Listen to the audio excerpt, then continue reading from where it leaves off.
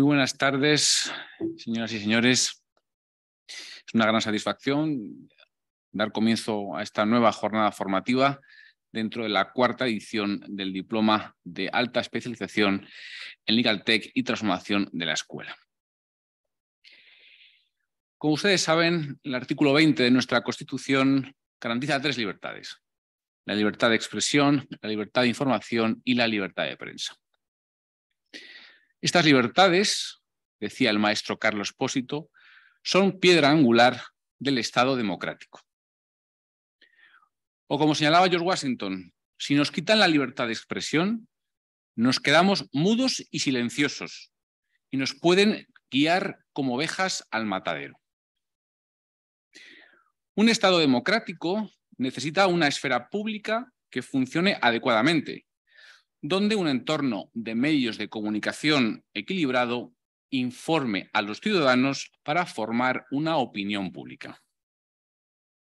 Ahora bien, voces autorizadas, como Byung-Chul Han, nos advierten de que este objetivo se ha hecho más difícil con la revolución tecnológica y especialmente con las redes sociales.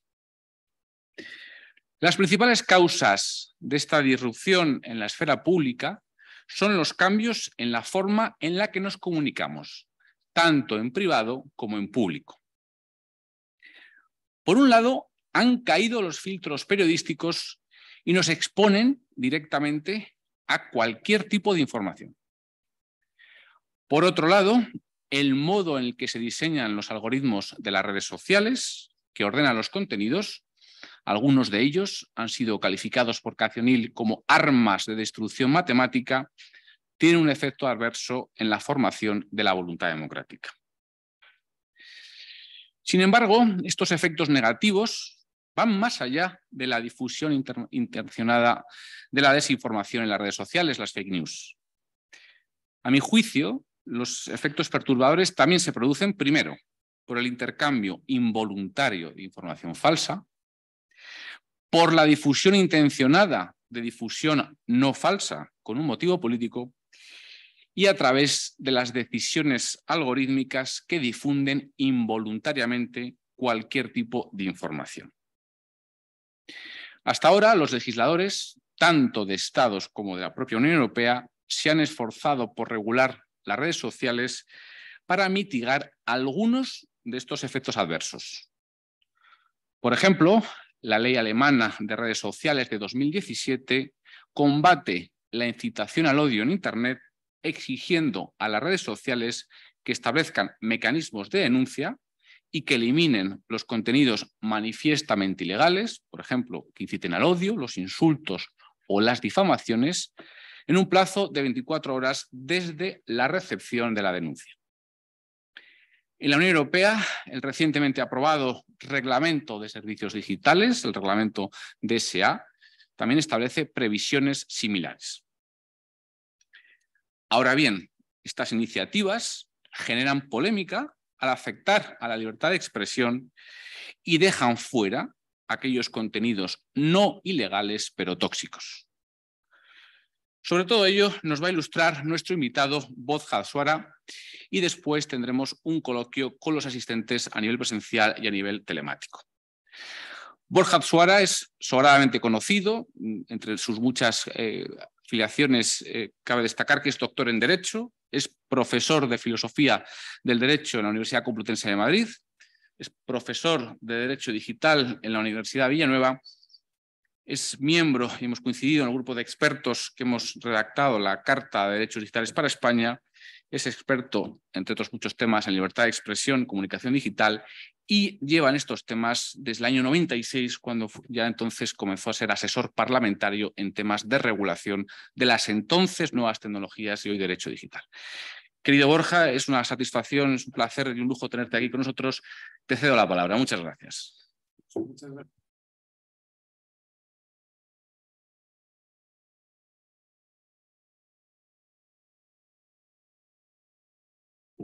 Ahora mejor.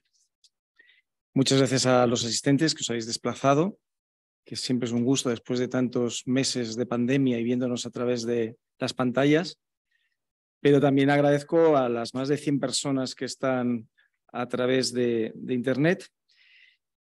Vamos a intentar hacer una exposición de lo que supone la DSA, que ha sido recientemente publicada, y no creo que mucha gente todavía haya tenido tiempo de analizarla, con lo cual, pues así os doy el trabajo hecho, porque yo lo he tenido que hacer, no de toda, pero sí de los artículos que considero que son más importantes y más polémicos. Y luego lo que sí me gustará es el debate, porque ya sabéis, los que me seguís, que a mí me gusta el debate y que creo que es donde, tanto para los que queráis hacer preguntas a través del chat como presencialmente, podemos fijarnos justamente en los elementos, que tampoco voy a decir que tengo solución para todos ellos, porque nadie lo tiene, pero lo que sí tengo son ciertos miedos o prevenciones. Casi tengo más claro lo que no hay que hacer que lo que hay que hacer, pero ya es bueno tener claro qué es lo que no hay que hacer o qué es peligroso, que nos puede conducir pues, a un escenario que estoy seguro que no es deseado por la DSA. Aunque se llame DSA, no lo desea. Pero de buenas intenciones está el infierno lleno. Y yo creo que al final siempre confiamos en que las leyes van a ser interpretadas pues, por buenos juristas, y luego viene algún loco y empieza a interpretarla en el mal sentido, y por eso me he empeñado toda mi vida, que me ha quitado años Moisés, porque realmente mi vida profesional de asesor parlamentario empezó en el 92, o sea que ya cumplo 30 años, pues siempre ha sido intentar que las leyes sean lo más justas, pero lo más concretas posibles y lo más técnicamente bien hechas posibles, porque si no, si está mal redactadas o con ambigüedad, pues luego ya vendrá alguien a interpretarla de forma que el legislador seguramente no era lo que pretendía, ¿no? Bueno, pues para no liarme, que tiendo a enrollarme, a ver, ahora ya necesito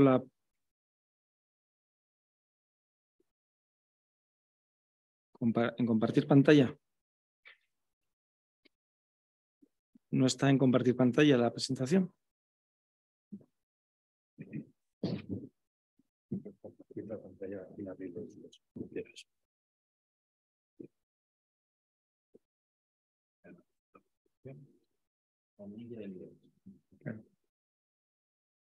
Mira que yo el Zoom lo domino, ¿eh?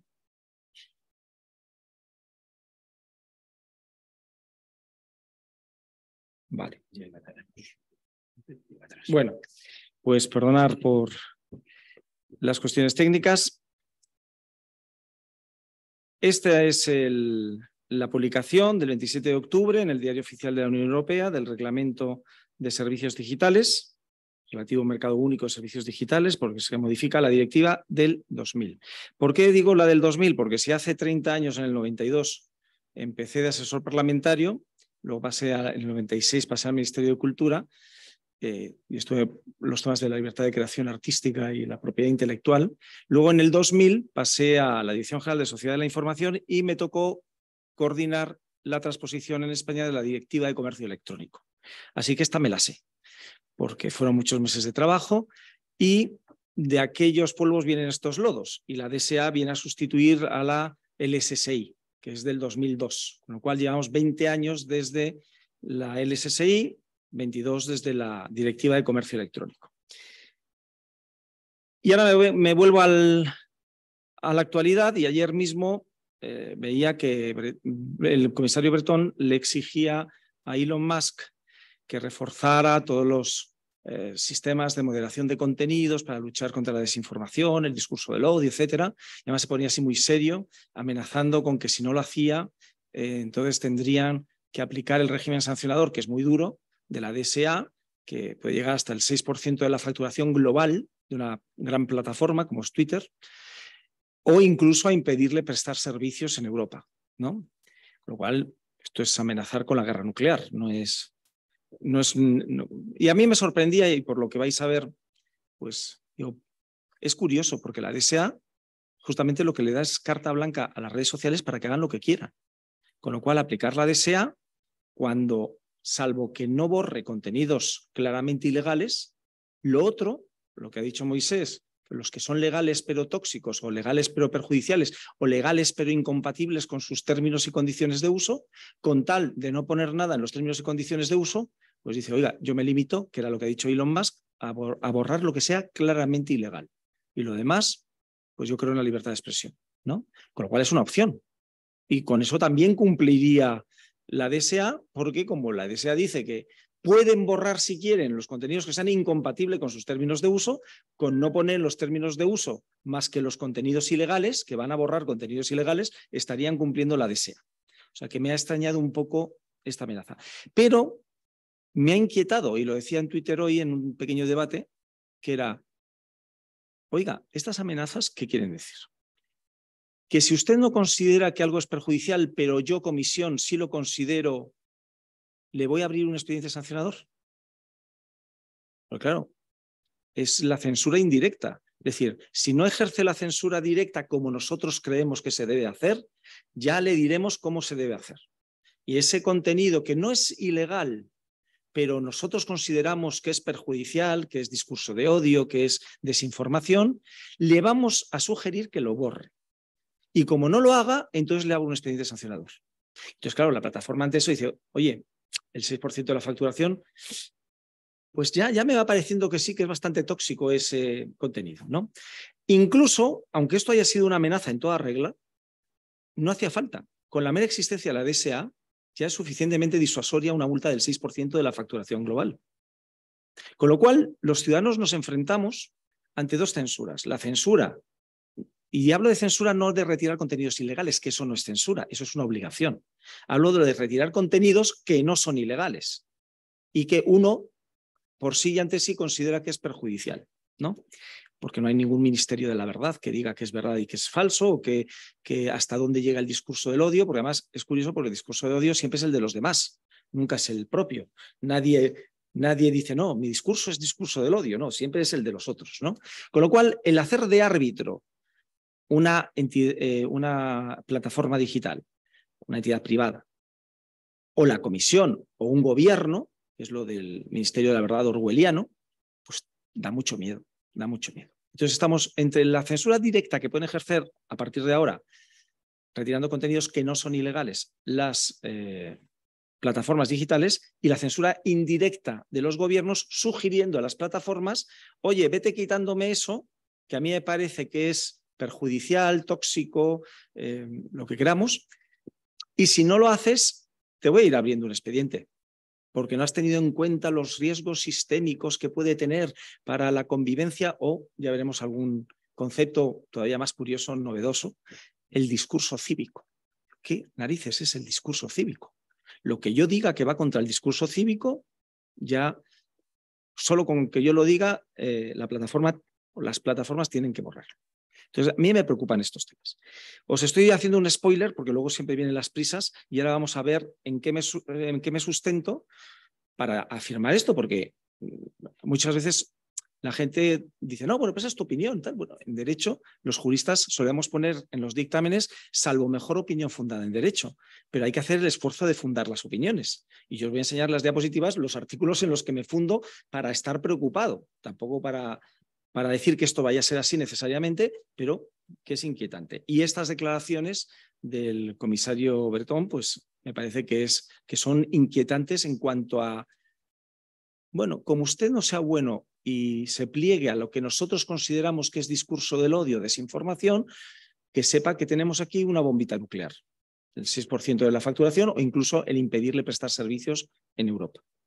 Bueno, yo voy a ir muy rápido, pero quería hacer un índice cronológico. Siempre cuando tengo que tratar un tema, me gusta remontarme al origen de los tiempos, ¿no? Entonces, ya ha hablado Moisés, pues, de la primera enmienda de la Constitución de Estados Unidos de 1791, la Declaración de Derechos Humanos de 1948 de la ONU, la Constitución Española del 78, la Carta de Derechos Fundamentales de la Unión Europea del 2000, la Carta de Derechos Digitales del 2021. Y todo para ir al tema que vamos a tratar ahora, porque no vamos a tratar toda la DSA, sino el aspecto de la libertad de expresión y de información en la DSA. Luego me voy a referir brevemente a la prehistoria de la DSA, que es la Ley de Decencia de las Telecomunicaciones del 96, la Directiva de Comercio Electrónico de la Unión Europea del 2000 y la Ley de Servicios de la Sociedad de la Información del año 2002, que prácticamente es una copia de la directiva. Y en tercer lugar, si voy a hacer un análisis, de 10 artículos de la DSA que me parecen importantes. Entonces, Voy a ir muy rápido la primera parte porque la conocéis, pero hay que volver una y otra vez a los textos constitucionales. Porque el único límite que dicen los textos constitucionales que tiene la libertad de expresión es la ley. Y a veces se nos olvida. Entonces, pues, y es un derecho fundamental garantizado por la Constitución, la Declaración de Derechos Humanos de la ONU, la Carta de Derechos Fundamentales de la Unión Europea. Y parece que no, que sea un derecho fundamental que tiene los límites que dice la Constitución, da lo mismo. Nosotros nos inventamos otros y aquí no ha pasado nada. Oiga, que es que mi libertad de expresión me la garantiza mi Constitución, que son unos términos de uso, que es un contrato de adhesión de una plataforma multinacional, limitando el contenido de un derecho fundamental garantizado por la Constitución. Eso es una cosa muy seria. Y no podemos decir, bueno, no pasa nada. Sí, sí pasa. Es un derecho fundamental. Y lo peor es que no pasa nada hasta que pase y nos demos cuenta que hemos perdido nuestra libertad de expresión. Porque como no pasa nada, bueno, esto tal, como dicen muchos, no, cada empresa tiene sus normas, su casa, sus normas. Y yo, bueno, yo creía que todas las empresas en España tenían que cumplir la ley y respetar los derechos fundamentales de la Constitución. A ver si por ser de mejor familia, las multinacionales norteamericanas no tienen que cumplir las leyes ni respetar la Constitución y los derechos fundamentales, ¿no? Bueno, pues volvamos al texto constitucional. La primera enmienda, que además todo el mundo se refiere a la primera enmienda, pero yo creo que pocos la han leído. Lo único que dice la primera enmienda, dice: el Congreso no aprobará ley alguna por lo que adopte una religión oficial del Estado o prohíba el libre ejercicio de la misma, o que restrinja la libertad de expresión o de prensa. Punto. Eso es todo lo que dice de la libertad de expresión, que no puede adoptar ninguna ley que restrinja la libertad de expresión o de prensa.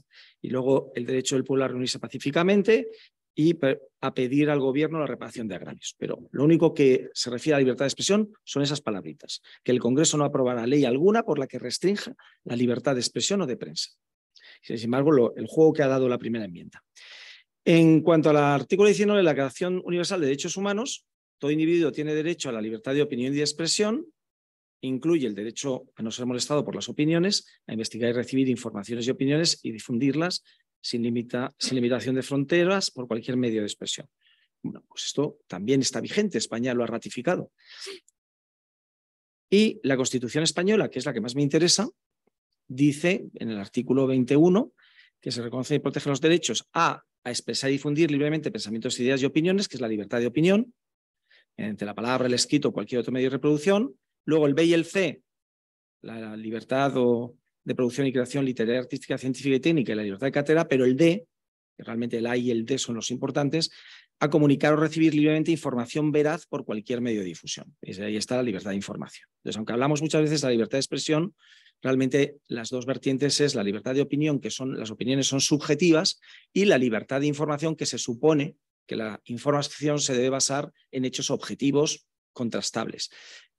¿Por qué pone información veraz y no pone opiniones veraces? Porque las opiniones no son veraces, las opiniones son las tuyas. Y dice, no, es que ese tío es tonto. Y dice, pues lo puedo demostrar. Y dice, no, no puedes demostrar, es tu opinión, ¿no? Y sin embargo, las informaciones tienen que ser sobre hechos que sí pueden ser contrastables, ¿no? Bueno, y el apartado 2 dice, y por favor, el ejercicio de estos derechos no puede restringirse mediante ningún tipo de censura previa. Y cuando dice ningún tipo, porque hay gente, constitucionalistas, afamados, que dicen, no, ¿por qué esto el legislador constituyente se refiere a la censura franquista? Pues no, pues hubiera puesto ninguna censura administrativa, pero no dice ningún tipo de censura, que obviamente la censura es previa. Lo que pasa es que coloquialmente llamamos censura también a la retirada de contenidos, pero eso es otra cosa, ¿no? Pero dice ningún tipo de censura es ningún tipo de censura. Y cuando a mí me dicen, no, esto se limita solo a la censura administrativa, un organismo de censura administrativa como existía en tiempos de Franco o como existía la censura cinematográfica en el Ministerio de Cultura. Digo, pues mira, es que ríete tú de la censura franquista con la posibilidad que tienen de censurar las plataformas digitales. El poderío que tiene una plataforma digital en moderar contenidos y recomendar otros, ya lo quisiera muchos gobiernos. O sea que cuando estamos defendiendo la libertad de expresión, estamos defendiendo de cualquier tipo de censura, no solo de una oficina administrativa de censura. Es mi opinión, ¿eh? Hay gente que dice que no, que esto solo es para las oficinas administrativas de censura y que a lo otro no se le puede llamar censura.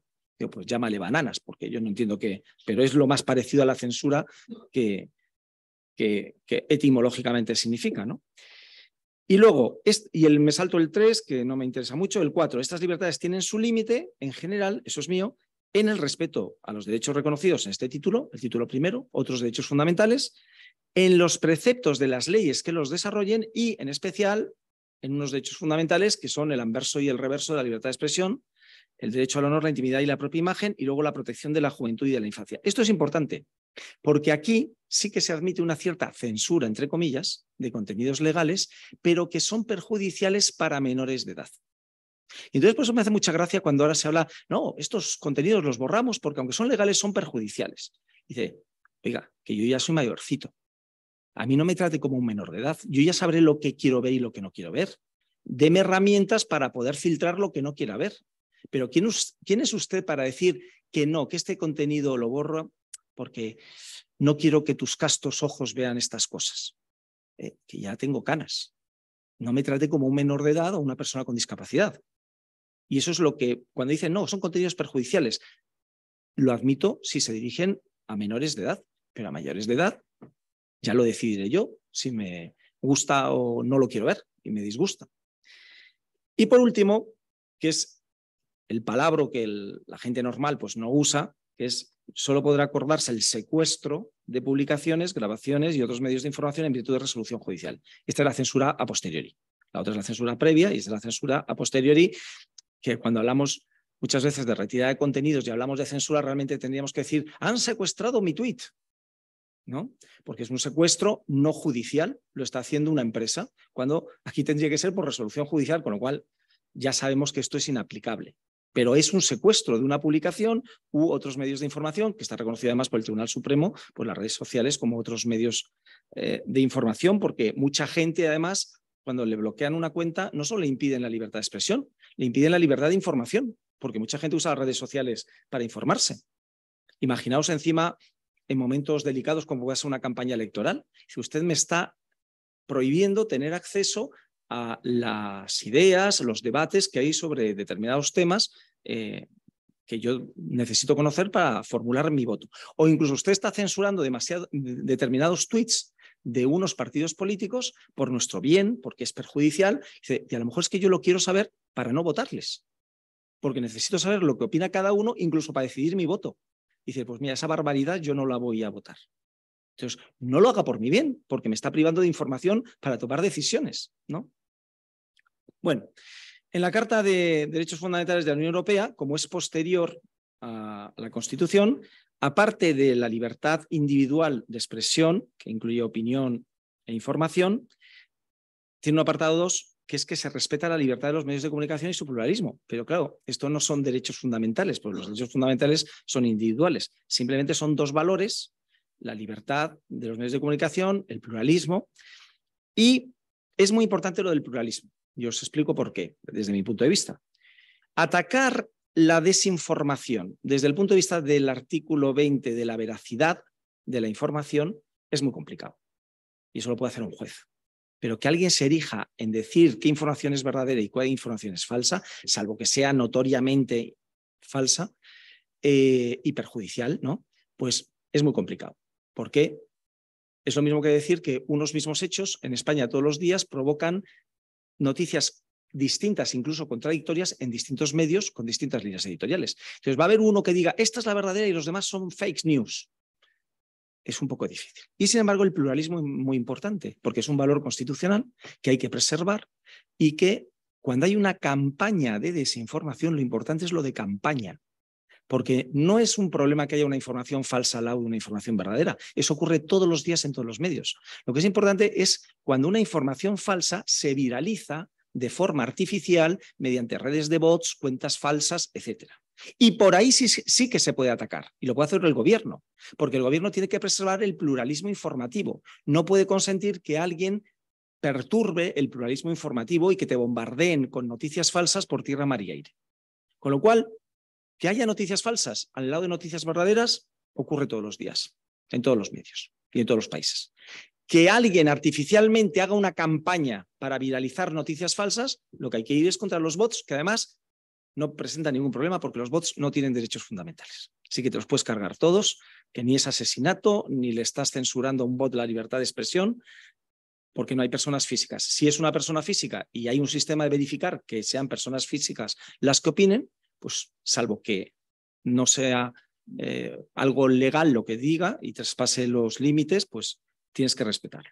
Bueno, esto no lo voy a leer, pero vamos, es la Carta de Derechos Digitales, donde hay una parte, solo he puesto 3, donde es muy importante decir que no se reconoce un nuevo derecho a la libertad de expresión en el entorno digital, sino que se garantiza que la libertad de expresión, de opinión y de información, que ya está reconocida en la Constitución, se ejerza en el entorno digital o los entornos digitales, ¿no? Respetando el pluralismo informativo, la diversidad de opiniones, etc.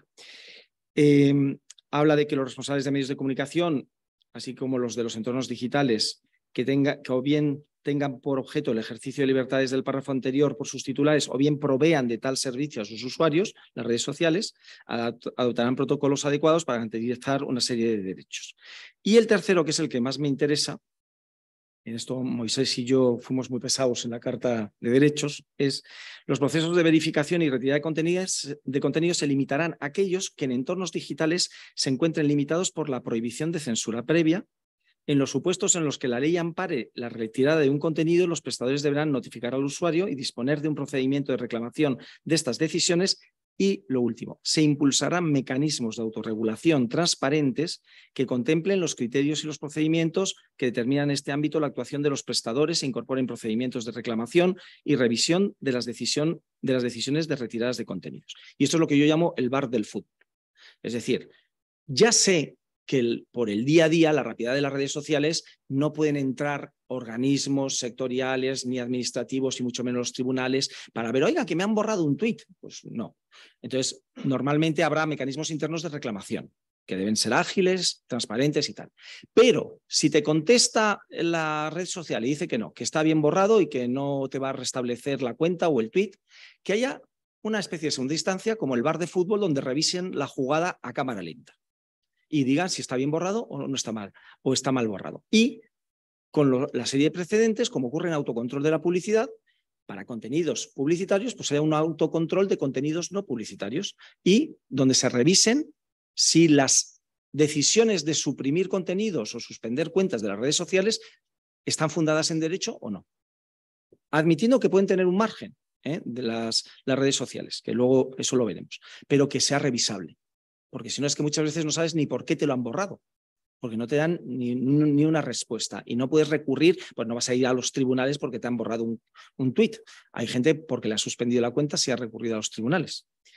Bueno, y rápidamente, en la prehistoria, en la en la Ley de Decencia de las Comunicaciones del 96, está la famosa sección 230, donde tenía 2 partes y quiero distinguirla porque en Europa admitimos una y la otra no la admitimos.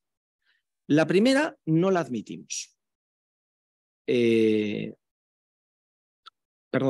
primera no, la segunda. La primera es la que admitimos, el trato del editor o portavoz. Dice, ningún proveedor o usuario de un servicio informático interactivo será tratado como editor o portavoz de cualquier información proporcionada por otro proveedor de contenido de información. Quiere decir, el principio de exención de responsabilidad de las redes sociales o de los servicios de alojamiento de datos y de contenidos es lo que hizo que se desarrollasen las redes sociales. Y yo me acuerdo de cuando discutíamos la directiva de comercio electrónico, que se estuvo debatiendo si se le hacía responsable a la red social de los contenidos que subían los usuarios, que compartían los usuarios. Y imitando lo que habían hecho en el 96 en Estados Unidos, se dijo que no. Y que gracias a esta ley del 96 se pudieron desarrollar las plataformas digitales de almacenamiento de contenidos y especialmente las redes sociales, que es una forma de almacenar y compartir contenidos, ¿no? Porque si se hubieran hecho responsables de todo lo que subimos los usuarios, tenían que haber hecho un sistema de moderación previa antes de publicarlo. Serían como un medio de comunicación, que un editor de un medio de comunicación, de un periódico, de una radio, de una televisión, es responsable de todo lo que se publica en su medio. Lo cual es una locura, porque solo las horas de vídeo que cada segundo se suben a YouTube o los millones de tweets o tal, pues simplemente no funcionarían, no podrían ser las redes sociales. Y entonces se partió del principio de exención de responsabilidad diciendo no son medios de comunicación. Por eso cada vez que hablamos de este debate y me dicen, no, porque las redes sociales son como los periódicos. Pues no, no son como los periódicos. Justamente se decidió que no fueran como los periódicos, que no fueran medios de comunicación porque no tenían poder editorial, ni debían tener línea editorial. Porque no son medios de comunicación, tenían que ser plataformas neutrales de intercambio de contenidos entre usuarios. Con el único límite de que si algún usuario subía o compartía un contenido claramente ilegal, tenía la obligación de retirarlo si tenía conocimiento efectivo. Punto. Ese era el único límite y la única responsabilidad. Y si no lo hacía, empezaba a incurrir en responsabilidad por no haberlo retirado. Pero no tenían que intervenir para nada ni en moderar contenidos que no fueran ilegales, ni en recomendar contenidos. Tenían que ser neutrales. Porque muchas veces hablamos de la moderación de contenidos y a lo mejor es mucho más peligroso la recomendación de contenidos y las cámaras de eco. Y de eso nadie habla, solo hablamos de la censura y de la moderación de contenidos. Bueno, pero la que no cogimos es la segunda parte, que es la que se llama la doctrina del buen samaritano, que es ningún proveedor o usuario de un servicio informático interactivo será responsable por cualquier acción tomada voluntariamente de buena fe, por eso el buen samaritano, para restringir el acceso o la disponibilidad del material que el proveedor o usuario considere obsceno, procaz, lascivo, sucio, excesivamente violento, acosador o de otra manera objetable, esté o no dicho material protegido constitucionalmente. No lo lee y dice, o sea, que aunque esté protegido constitucionalmente, usted, como buen samaritano, para evitar que nuestros castos ojos vean material obsceno, procaz, lascivo, sucio, le faltaban ya sinónimos en la sección 230, bueno, o de cualquier otra manera objetable. ¿Objetable por quién? Por usted. Entonces, era un cheque en blanco para que las plataformas pudieran borrar lo que quisieran y eso no se considerase un poder editorial y no tuvieran la consideración de editores. Bueno, pues esta segunda parte nunca la cogimos en Europa. Y como veis, el artículo 14 de la directiva, en el alojamiento de datos, simplemente dice que los Estados miembros garantizarán que cuando se preste un servicio de la sociedad de la información consistente en almacenar datos facilitados por el destinatario del servicio, el usuario, el prestador del servicio, la red social, no puede ser considerado responsable de esos datos o contenidos almacenados a petición del usuario, a condición de que el prestador de servicios, la red social, no tenga conocimiento efectivo de que la actividad o la información es ilícita, o en lo que se refiere a una acción por daños y perjuicios no tenga conocimiento de hechos o circunstancias por los que la actividad o la información revele su carácter ilícito, ahí es distinguir el ilícito penal y el ilícito civil, indemnizable, y B, en cuanto tenga conocimiento efectivo de estos puntos, de la ilicitud, el prestador del servicio, la red social, actúe con prontitud para retirar los datos, los contenidos o hacer que el acceso a ellos sea imposible, bloquearlos. Esa es la única obligación que tenían. Es decir, oiga, usted le eximo de toda responsabilidad, salvo que usted tenga conocimiento efectivo, porque alguien se lo diga, de que hay un contenido claramente ilegal. ¿Y por qué digo lo de claramente ilegal, aunque aquí no pone claramente? Dice ilícito. Porque si no es claramente ilícito, siempre hay que interpretar en el sentido menos restrictivo de derechos fundamentales, en este caso la libertad de expresión. O es una cosa claramente ilícita, o que venga un juez y lo decida. Yo no tengo por qué decidirlo. Yo, en red social me refiero, ¿no? Bueno, el artículo 16 de la LSSI, pues es una copia de la directiva y dice: los prestadores de un servicio de intermediación consistente en albergar datos proporcionados por el destinatario, el usuario, no sean responsables por la información o el contenido almacenado a petición del usuario, el que lo comparte, siempre que no tengan conocimiento efectivo de que la actividad o la información es ilícita o que lesiona bienes o derechos de un tercero susceptibles de indemnización, que es el ilícito civil. Y si lo tienen, actúen con diligencia para retirar los datos o hacer imposible el acceso a ellos. Con lo cual, no es responsable, salvo que tenga conocimiento y no haga nada. Si tiene conocimiento de la ilicitud y no hace nada, empieza a ser responsable. Pero el principio es que no son responsables porque, repito, no son medios de comunicación. Son plataformas de intercambio de contenidos entre usuarios. Bueno, y vamos ya a la DSA, que era, si no se explica por qué hay esta contradicción entre la DSA y lo anterior. Tiene 5 capítulos. Estos son los 10 artículos en los que me voy a fijar, no hace falta que los lea, pero a mí me gusta contarlo como una película. Entonces yo empiezo a leer la DSA y digo, Pues el artículo 6 está bien.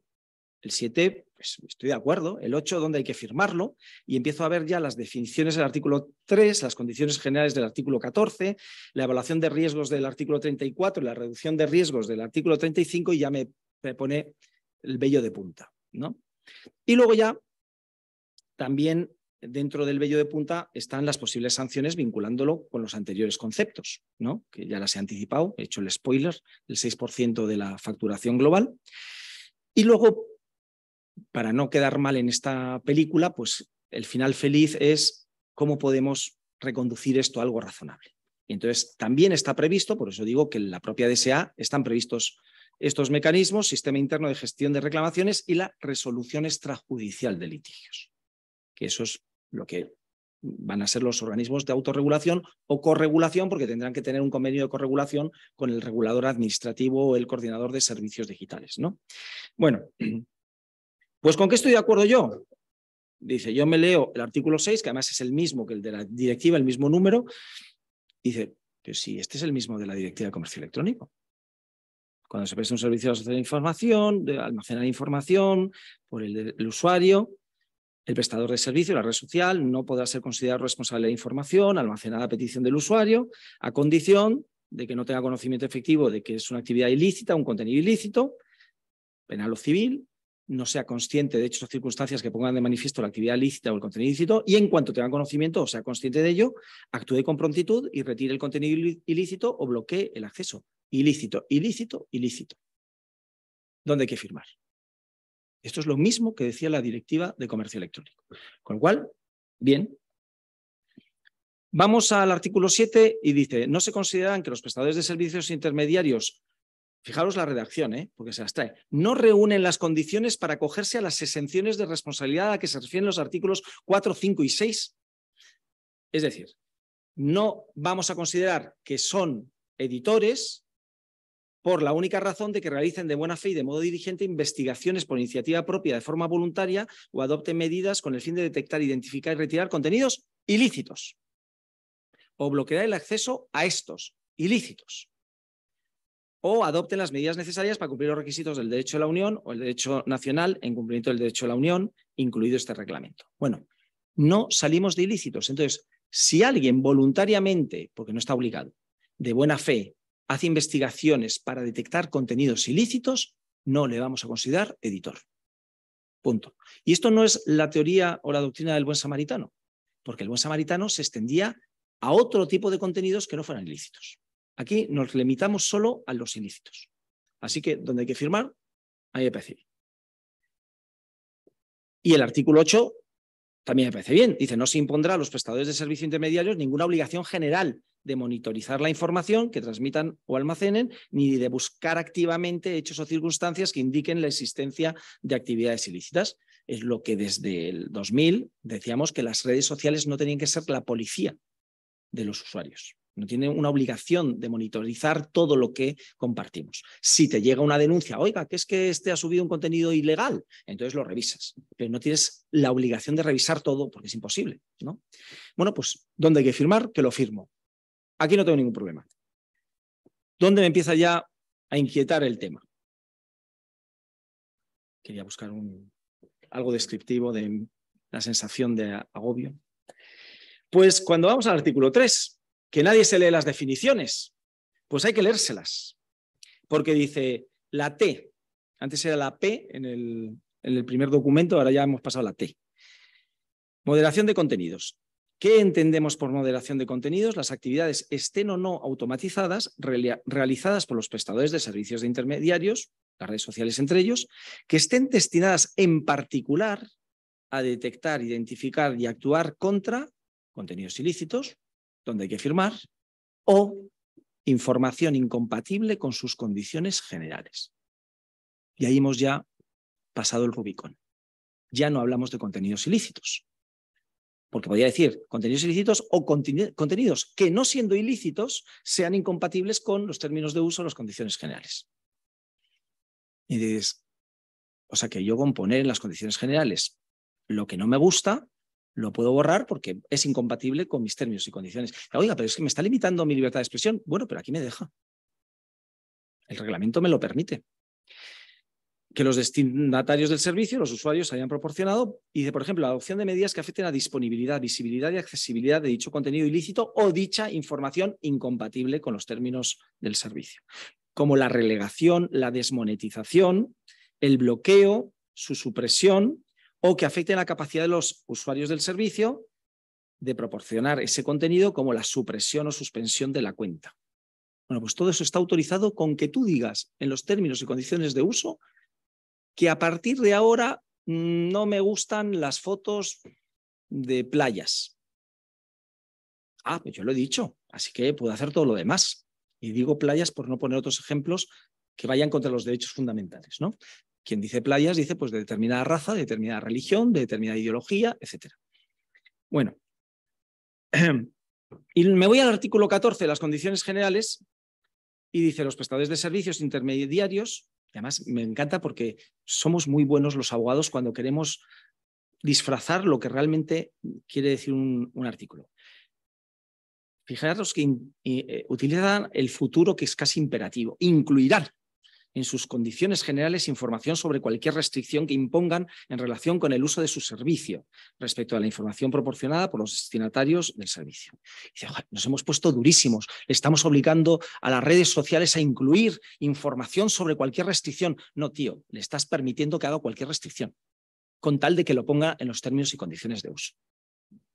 O sea, no, esto es como dicen en México, nos has visto la cara. Porque no es que te estés poniendo duro, imponiéndole una obligación, no, es que le estás dando un cheque en blanco para que pueda poner lo que le dé la gana en los términos de uso con tal de que sea transparente. Dice, esta información deberá incluir datos sobre cualesquiera políticas, procedimientos, medidas y herramientas empleadas para moderar los contenidos, incluidas la toma de decisiones mediante algoritmos, la revisión humana, así como sobre las normas de procedimiento de su sistema interno de gestión de reclamaciones. Se expondrá en lenguaje claro, sencillo, inteligible, accesible al usuario e inequívoco, y se hará público en un formato fácilmente accesible y legible por la máquina. Qué duros nos hemos puesto, ¿eh? Cuántas obligaciones les hemos impuesto a las redes sociales que, con que cumplan todo eso, pueden decir lo que quieran y pueden tomar cualquier medida de restricción de la libertad de expresión con tal de que lo digan en sus términos de uso. Y dice, sigue el artículo 14, los prestadores de servicios intermediarios actuarán, obviamente, siempre cuando hay una cosa negativa, se hace el brindis al sol.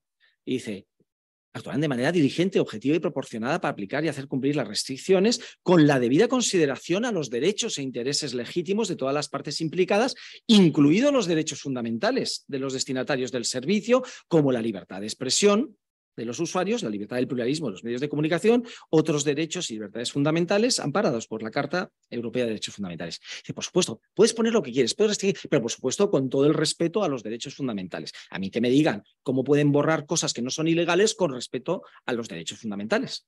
Cuando mi derecho fundamental, el único límite que tiene por la Constitución es la ley. Entonces es una contradicción.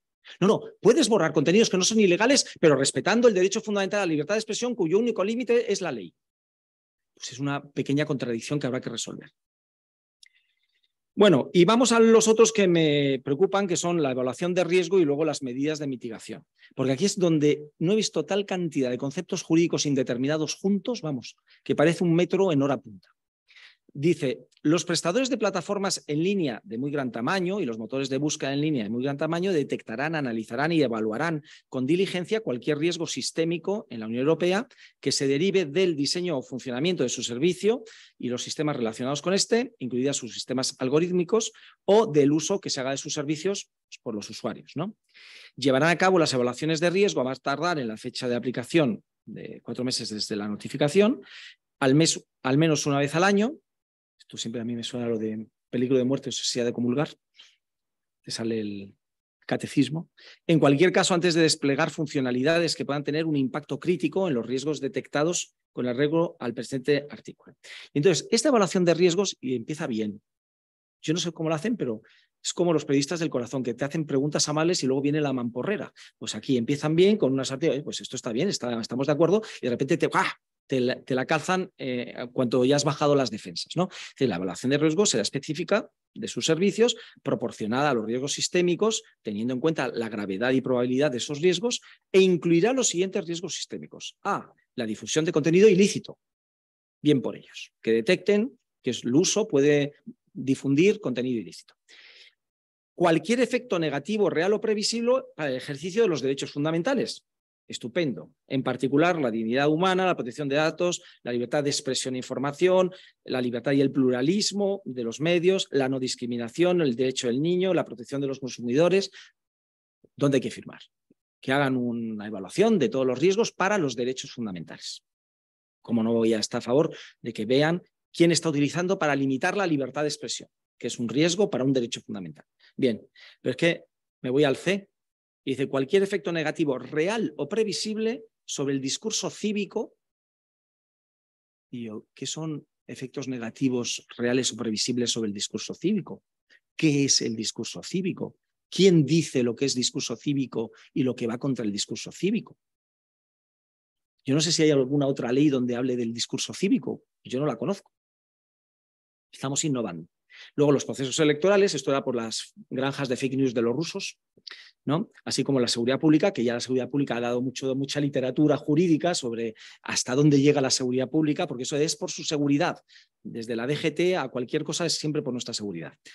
Y luego el D de cualquier efecto negativo, real o previsible en relación con la violencia de género, la salud pública, los menores y luego las consecuencias negativas graves para el bienestar físico y mental de la persona, que es distinto a la salud pública. Porque yo digo, bueno, si ya dice salud pública, esto será una cosa distinta, no va a estar repitiendo lo mismo. Y eso si ya la salud pública pues es un concepto jurídico indeterminado, pero hay autoridades sanitarias, esto, ¿quién va a decidir que un contenido tiene consecuencia negativa grave para el bienestar físico y mental de la persona que sea un concepto distinto del de salud pública? Entonces ya te quedas ahí un poco desconcertado. Y luego, en el 34.2 dice, cuando realicen evaluaciones de riesgos, los prestadores de plataformas y los motores de búsquedas tendrán en cuenta en particular los siguientes factores, ¿no? El diseño de los sistemas de recomendación, sus sistemas de moderación, las condiciones generales aplicables y su ejecución, los sistemas de selección y presentación de anuncios, las prácticas del prestador relacionadas con los datos personales, con lo cual eso está bien. Dice, las evaluaciones analizarán asimismo si los riesgos, con arreglo al apartado que hemos visto, se ven influidos y de qué manera por la manipulación intencionada de su servicio, en particular por medio de un uso no auténtico, cuentas falsas, o la explotación automatizada, redes de bots del servicio, así como la amplificación y la difusión potencialmente rápida y amplia del contenido ilícito, bien, y de información incompatible con sus condiciones generales. Luego volvemos a ponerlo aquí. La reducción de riesgos, dice la Comisión, en colaboración con los coordinadores nacionales de servicios digitales, podrán publicar directrices sobre la aplicación del apartado 1 en relación con riesgos concretos, en particular para presentar buenas prácticas, recomendar posibles medidas con las debidas consideración de las posibles consecuencias de esas medidas para los derechos fundamentales amparados por la Carta. Durante la preparación de dichas directrices, la Comisión organizará consultas públicas, hasta ahí podríamos llegar. Es decir, que la Comisión y los gobiernos pueden decirle a las plataformas, oye, vete borrándome esto.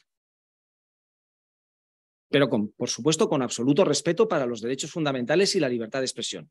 Y aunque no sean contenidos ilegales. Pero ya nos vamos reuniendo y esto de los códigos de buenas prácticas, yo jamás pensé que la ética se utilizara para ir más allá de lo que permite la ley. Y te dice, mire, es que este no es contenido ilegal.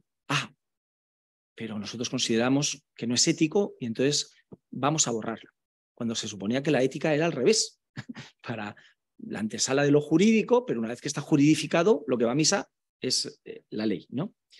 Bueno, voy terminando. Las sanciones, ya os lo he dicho antes, siempre me ha hecho gracia o me ha producido curiosidad que los reglamentos se supone que es para unar la legislación en todos los Estados miembros y, sin embargo, tanto en el Reglamento General de Protección de Datos como en la DSA o en el Reglamento de Inteligencia Artificial, la Comisión cede a los Estados miembros que establezcan las sanciones. Ponen unos límites máximos, pero cada Estado puede ponerla. Con lo cual, también puede haber competencia y que la gente se vaya a los Estados donde las multas sean más pequeñas.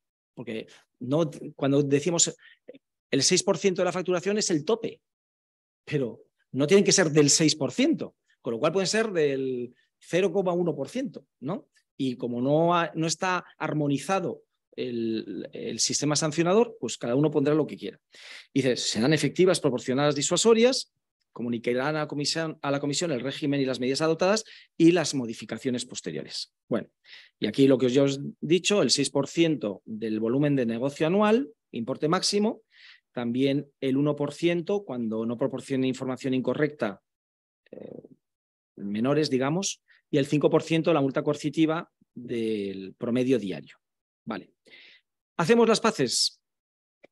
El sistema interno de reclamaciones del artículo 20 pues están obligados por la DSA ahora a tener, ya lo tenían, pero un sistema mucho más eficaz, ¿no? Insisto, vuelven a decir, para constituir un contenido ilícito o incompatible con las condiciones generales.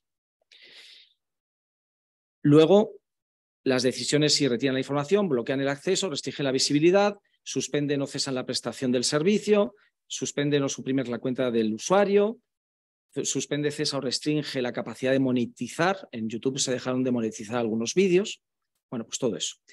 Y la resolución extrajudicial de litigios, los destinatarios del servicio, los usuarios, tendrán derecho a elegir cualquier órgano de resolución extrajudicial de litigios que haya sido certificado por el Coordinador Nacional de Servicios Digitales para resolver litigios relativos a esas decisiones de censura, de retirada de contenidos o de suspensión de cuentas, etcétera.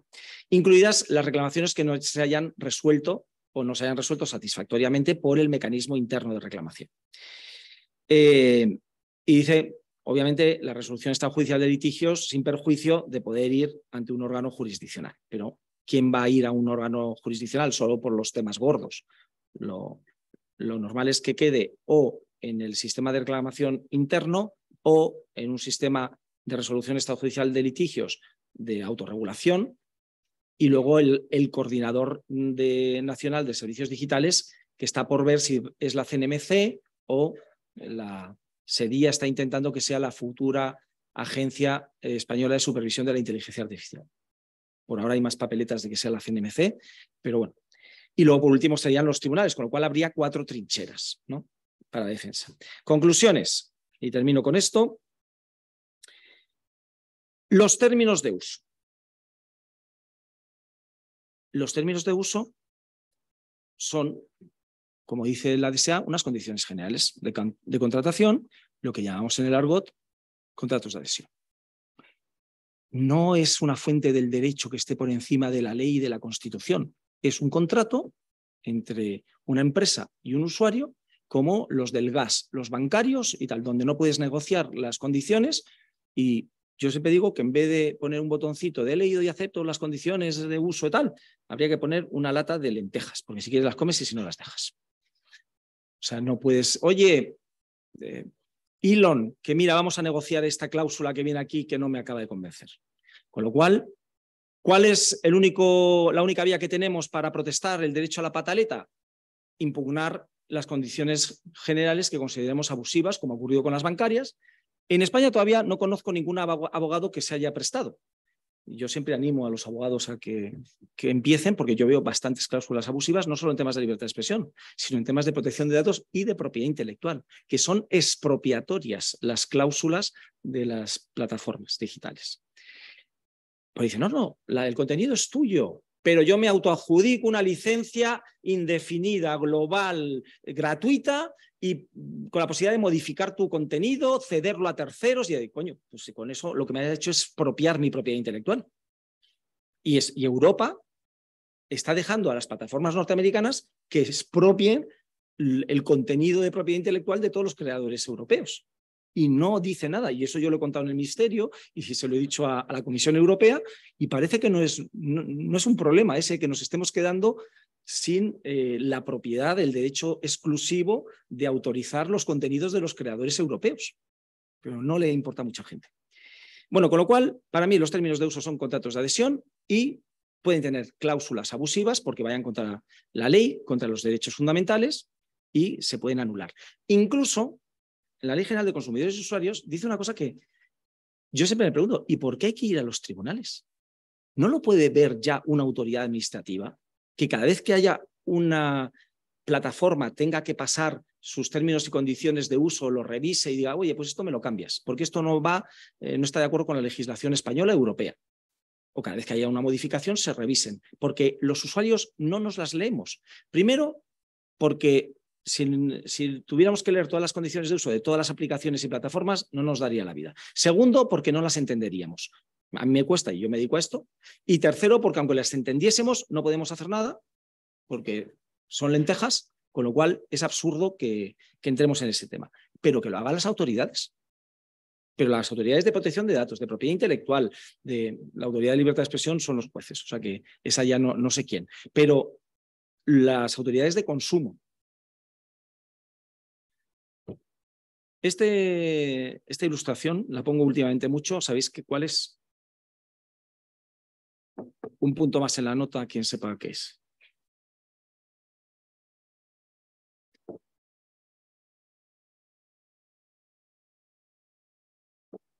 A ver, ¿quién está sentado? ¿Quiénes están en el otro lado de la mesa?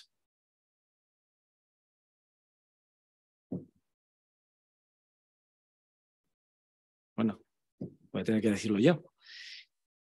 Pues aparte de que están representados los tres estamentos, el rey, la nobleza y el clero, con lo cual ya os sitúa, aparte de los ropajes, en qué edad. Esta es la Carta Magna que firmó Juan Sin Tierra, que para algunos es la primera carta del constitucionalismo, y no es verdad, porque no es una carta del pueblo soberano, sino es una carta arrancada por los nobles al rey, y no para garantizar los derechos de los ciudadanos, sino para garantizar sus privilegios de nobles. O sea que el origen del constitucionalismo es un poco traído por los pelos, ¿no?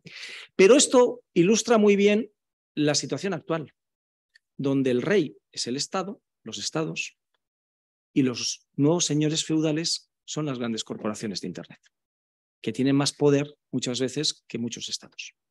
Y donde hay un pulso actualmente entre las grandes corporaciones de Internet y los estados, donde además el Estado está dispuesto a reconocer determinados privilegios, como por ejemplo lo que tenían los señores feudales, que decidían sobre la vida o la muerte de sus vasallos, en este caso vida o muerte digital.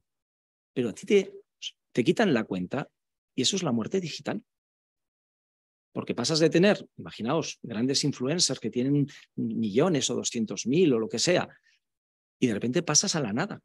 Y dice, no, pero tiene otras plataformas. Y dice, sí, voy a empezar en TikTok de cero, ¿no? En vez de estar en Twitter, donde está el debate público y tal, no, voy a hacer retos y challenges de TikTok y bailecitos. O sea, que digan que eso no afecta a la libertad de expresión de alguien, pues me parece que es los mundos de Yuppie, ¿no?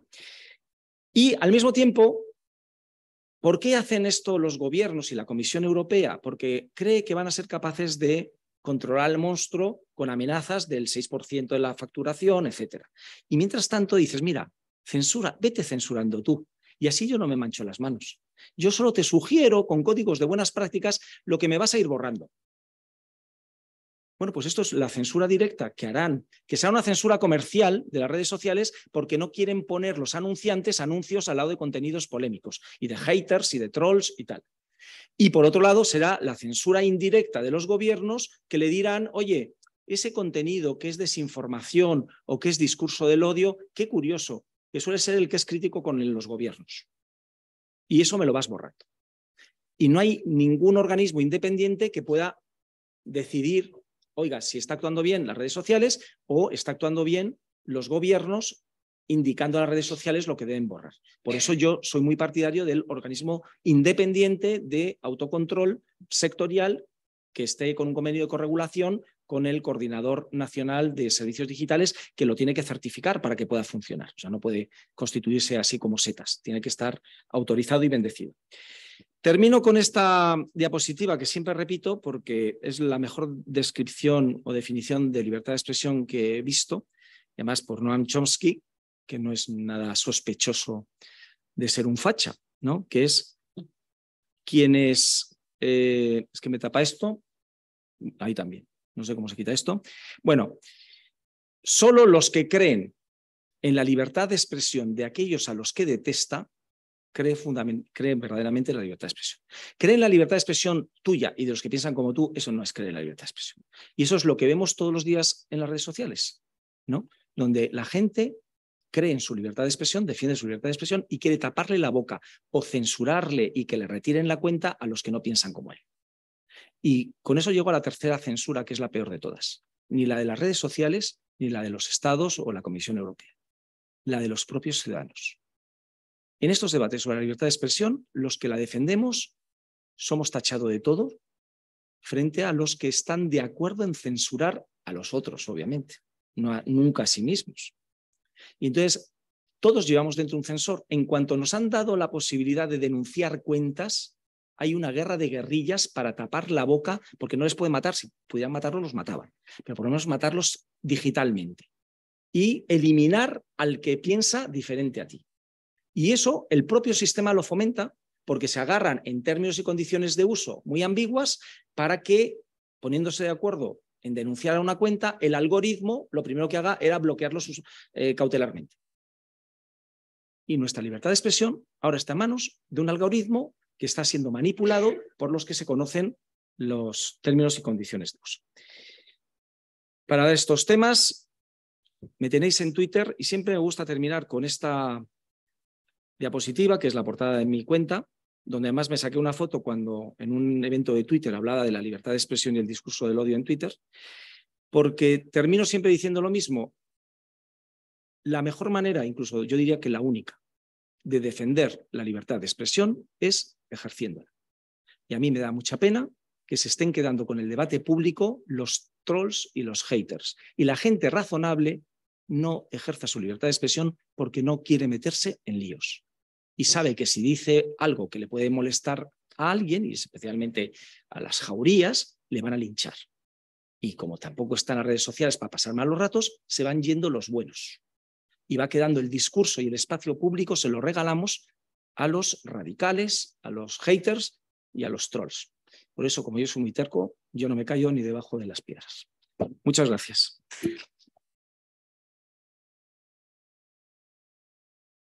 Muchas gracias, Borja, por tu exposición clarificadora, y abrimos ahora la segunda parte de la sesión para abrir el turno de coloquio, comenzando por los que estáis presentes en la sala. No sé si alguno de ustedes quiere formular alguna pregunta. Profesor Álvarez, un momento que le van a dar el micrófono. Sí, por favor.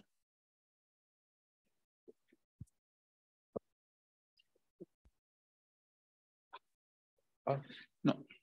Por ahí, perdón.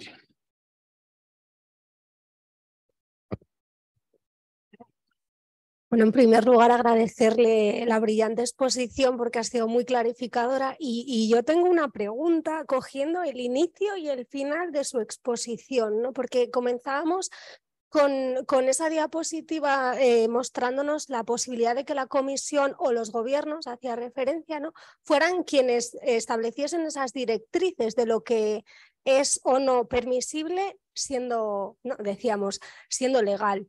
Y terminábamos con la defensa, con las garantías ante esas libertades, ¿no? Y es algo que a mí me preocupa en exceso, porque decimos, ¿en qué momento, o sea, estas garantías administrativas, en realidad no están reforzando ese ser juez y parte del propio gobierno, ¿no? Depende cómo hagas el jurado. Si es un jurado independiente de profesionales de la información para decidir qué es información y qué es desinformación. O sea, yo lo concibo no como un órgano de censura, sino lo contrario, de un organismo de revisión de decisiones de censura, un organismo de defensa de la libertad de expresión y de información. Pero cuando lo que tenemos que hacer es interpretar precisamente el alcance de esa libertad de información y estamos detrayendo o poniendo, esa es la duda que siempre me ronda, ¿no? ¿Estamos realmente ayudando a garantizar esa libertad de expresión o poniendo una traba más antes de poder llegar al Tribunal Constitucional, que es quien en realidad al final va a tener que dictaminar la doctrina? Quiero decir, yo no termino de ver si eso nos ayuda por la parte de celeridad, efectivamente vamos a tener una respuesta temprana, o si realmente estamos detrayendo ese problema al Tribunal Constitucional, lo llevo a mi terreno, ¿no? Sí. O ya no por hablar al Tribunal Europeo de Derechos Humanos, que eso sería todavía más, bueno, pero más llegará, difícil. Pero llegará. podría llegar, pero la cuestión es, ¿y si las propias plataformas o los gobiernos en esa parte de atrás, a través de las cláusulas que nos hacía mención, ¿no? de las contrataciones, las cláusulas de contratación general, si los propios gobiernos al final saben que esto puede ir en su contra, ¿no van a parar el problema justo en esa fase para que no llegue? Yo digo que esto, toda mi exposición es para que estemos vigilantes y es un problema, tiene unos peligros y depende cómo se haga, se puede hacer bien o se puede hacer mal. Incluso tampoco creo que vaya a ser siempre un sistema perfecto, pero razonablemente bueno, mejor que lo hagan simplemente las redes sociales o el gobierno. Entonces yo me fío más de un jurado independiente de profesionales que revisen las decisiones de retirada de contenidos, de suspensión de cuentas de las redes sociales, sin injerencia del gobierno. Como yo he estado 4 años en el autocontrol de la publicidad, sé que es un sistema que funciona razonablemente bien. Y los que nos nombran ahí durante un tiempo, porque va cambiando, pues somos profesionales que se supone que sabemos de esto, que algo sabemos, en este caso, de derecho a la publicidad, en el autocontrol de la publicidad, y en este caso de libertad de expresión, de derecho a la información, que sean no solo juristas, sino también periodistas, etcétera. Bueno, que además tendrán nombre y apellidos. Y entonces, si toman decisiones polémicas, las sufrirán en sus carnes. Pero lo que lo concibo es como un organismo de defensa de la libertad de expresión y la libertad de información para ver cuando no sean decisiones de contenidos ilegales, si se han pasado 7 pueblos las redes sociales y deshacer esa decisión y obligarles a recuperarlo. Pero también poniéndonos más pedestres, ahora con el Mundial de Fútbol, pues es lo mismo que hacen los árbitros, que se reúnen para armonizar criterios. Y entonces, los 2 o 3 primeros años van a tener trabajo. Luego, como autocontrol de la publicidad, ya tiene unos precedentes tan consolidados que es que además si a alguien se le ocurre recurrir a los tribunales, en un 90% le dan la razón autocontrol. Y en lo que no le dan la razón, pues van cambiando y llegarán al Supremo, al Constitucional, al Tribunal de Derechos Humanos y con un poco de paciencia, pues tendremos ya algo más consolidado, pero sobre todo, estemos o no estemos de acuerdo con todos los criterios, sean las mismas reglas para todos. O sea, lo que no puede ser es que cada señor feudal tenga sus normas. Y de aquí se va a permitir esto, pero no se va a permitir esto, cuando estamos hablando de derechos fundamentales. Hay un margen, y eso también te pone en todo el mundo el ejemplo, no, porque el derecho de admisión tiene límites. Tú no puedes decir, no, usted no pasa aquí porque es de raza negra. Pues no lo puede decir, ¿no? Con lo cual, yo sí creo que hay normas, por ejemplo, de etiqueta, que esa sí que es de moderación, porque moderación viene de modo. La libertad de expresión tiene que ver con el qué. La moderación tiene que ver con el cómo. Y lo que acabamos de ver, por ejemplo, en el Parlamento. Una cosa es que en el Parlamento se puede y se debe decir todo lo que uno piensa, y otra cosa es cómo se diga. Y en lo que no se permite y se llama la cortesía parlamentaria es cuando se insulta. Pero, sin embargo, sin insultar puedes decir cosas bestiales acusando al gobierno, a la oposición, a lo que sea, porque para eso es el Parlamento, ¿no? Pues aquí lo mismo. Es decir, yo, por ejemplo, cuando empezaron Elon Musk con lo de las cuentas verificadas, digo, ¿y si se permitiera decir todos los contenidos que no sean ilegales, pero haya un modo moderado? Dice, mire, dentro de Twitter hay un Twitter donde solo se puede hablar educadamente y no se puede insultar. Bueno, pues a lo mejor habría gente que pagara por estar en un entorno como en un club inglés, ¿no? Con una educación exquisita, ¿no? Hay gente, por ejemplo, a mí, que me perdería muchas cosas, como a mí me divierte mucho los trolls y los haters, yo no pagaría. Yo estaría ahí expuesto y pegándome con todo el mundo. Pero pues hay gente que es muy sensible y que solo quiere hablar con gente muy educada y muy razonable, pues a lo mejor estaría dispuesto, digo, dentro de Twitter o en otra red social, a hablar con alguien que haya una moderación en los modos, no tanto en las ideas. Voy a intentar.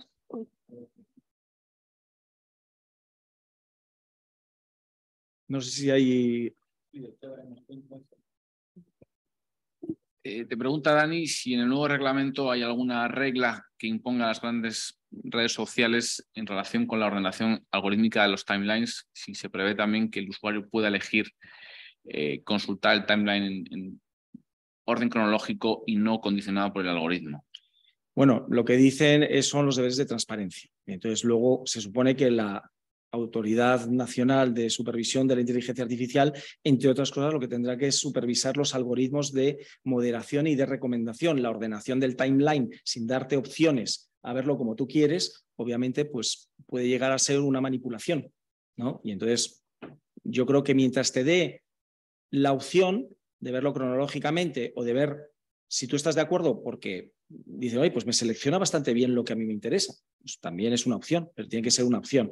Pero vamos, no hay una regla específica, lo que dicen es que tienen que ser transparentes y que se van a supervisar por el Coordinador Nacional de Servicios o en su día también por la Autoridad de Supervisión de la Inteligencia Artificial.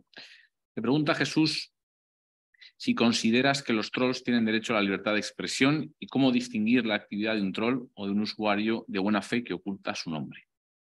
Muy fácil. Quiere decir que yo no tengo ningún problema, todos los días hablo con gente que tiene un seudónimo y además en la Carta de Derechos Digitales incluimos el derecho al seudonimato, porque eso favorece la libertad de expresión. Y hay gente que por su trabajo, porque no le da la gana, pues no, se siente más libre con un seudónimo.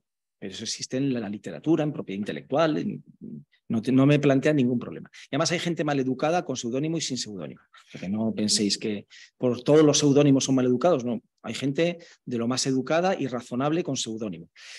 ¿Cómo se distingue un troll y un hater? Pues porque se le ve que no está contento con la vida y que de pequeño le faltó cariño y no le hacen casito y que entra a Twitter pues a volcar toda su amargura y además lo dice incluso él mismo desde el propio perfil, ¿no? Que ya les ves venir. Entonces, pues bueno, lo que tienes que hacer es tomártelo con deportividad, reírte un poco porque además yo siempre digo que un perfil sin troles es como un jardín sin flores. Si no tienes troles no eres nadie, así que hay que darles la bienvenida, incluso yo he acabado haciendo amigos de muchos trolls, o sea que no pasa nada. Tienen derecho a la libertad de expresión los trolls.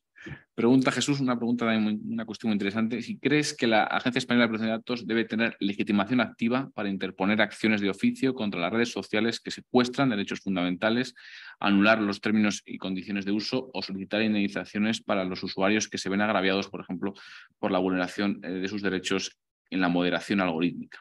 Eso ya son muchos poderes. Yo sí creo que debería la Agencia de Protección de Datos revisar las condiciones generales para ver si cumplen con el Reglamento General de Protección de Datos y la Ley Orgánica. Que creo que algunos no. Lo que pasa es que lo hacen cuando hay una demanda, pero lo podrían hacer porque lo hacen con varios sectores a iniciativa propia.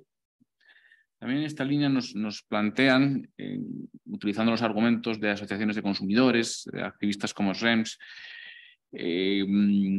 incluso a un colega, el profesor Miguel Asensio, que dicen que el problema de la protección de datos, y a juicio de este participante que también puede extrapolarse a la libertad de expresión, es precisamente la pasividad de los reguladores, tanto las agencias de protección de datos con el supervisor europeo. Entonces, si cree que en este sentido cabe detectar una pasividad, sería conveniente una mayor acción de las agencias europeas de protección de datos, de los estados y del supervisor europeo. Yo creo que sí, por eso se prevé la creación del Coordinador Nacional de Servicios Digitales. Esperemos que sea proactivo, porque hasta ahora las otras autoridades pues, han esperado que les llegaran las denuncias, pero en temas de protección de datos o de propiedad intelectual, pues yo no veo que estén haciendo nada, por ejemplo. Y en libertad de expresión ya ni os cuento. Perfecto, pues no tenemos ninguna pregunta más. No, concluyo. A mi juicio y a juicio de otros autores que se vienen ocupando de esto, el tsunami digital fragmenta la percepción y también reprime las prácticas cognitivas que necesitan tiempo, como el saber, la experiencia y el conocimiento. Por eso estoy convencido de que es urgente un reequilibrio entre nuestra experiencia interior y de los espacios públicos en los que nos desarrollamos. Concluyo con una cita del juez Brandeis en el caso de Willich versus California, diciendo que un país libre es aquel en el que se piensa como se quiere y se dice lo que se piensa, como medio indispensable para descubrir y difundir las verdades políticas. Muchísimas gracias, querido Borja, por tu magnífica exposición. Muchísimas gracias a los asistentes presenciales y online. Levantamos la sesión. Muchas gracias.